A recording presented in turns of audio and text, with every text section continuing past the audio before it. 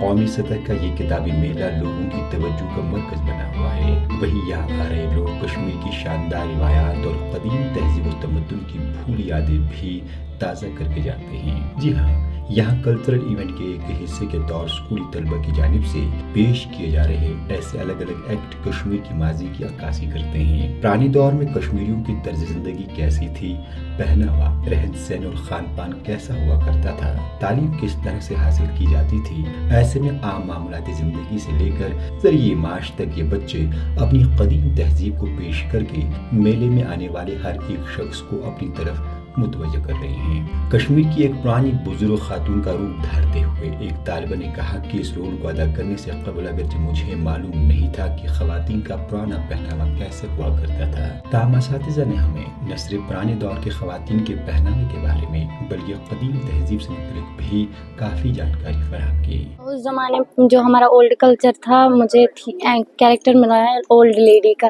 اس وقت کی جو اولڈ لیڈی وہ ایسی ہی ہوتی تھی، اس کے آرنامنٹس وغیرہ تو سر پہ وہ ایسے ہی رکھتے تھے، جسے کشمیری میں کساب بولتے ہیں۔ تو وہ اپنے سر پہ اس وقت ایسے ہی پہن کے رکھتی تھی۔ یہاں پہ ٹیچرز نے ہی بتایا، بڑوں سے بھی سنا ہے، لیکن ہمارے ٹیچرز ہیں ہمیں اس میں ٹیلنٹ بولتے ہیں، یہ ایک ٹیلنٹ ہے، اولڈ کلچر میں کیا ہوتا تھا تو یہ سب وہی بولتے تھے۔ آپ سری نگر کے SKICC میں اس سے پہلے کہیں پرفارم کیا ہے؟ یس سر، ہم نے ڈسٹرکٹ کلگام کے DC آفس میں پروگرام کیا ہے۔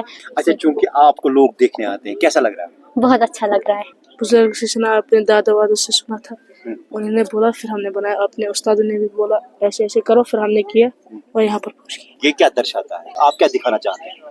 آپ پرانے زمانے کیسے لوگ تھے، کیسے زندگی گزار رہے تھے، وہی دکھا۔ یہاں پر آپ کو کشمیری کنز، چولہا یعنی کشمیری دان، مٹی کے برتن، الگ الگ قسم کے زیورات، گھاس سے بنی چٹائی یعنی کشمیری پتیج اور پلہور دیکھنے کو مل رہے ہیں۔ وہی اس دور میں استعمال میں ہونے والے مخصوص ملبوسات کے علاوہ وہ تختیاں اور خاص قسم کے قلم بھی دیکھنے کو مل رہے ہیں، جو کہ اسکول میں بچے پڑھنے لکھنے کی خاطر ماضی میں استعمال کیا کرتے تھے۔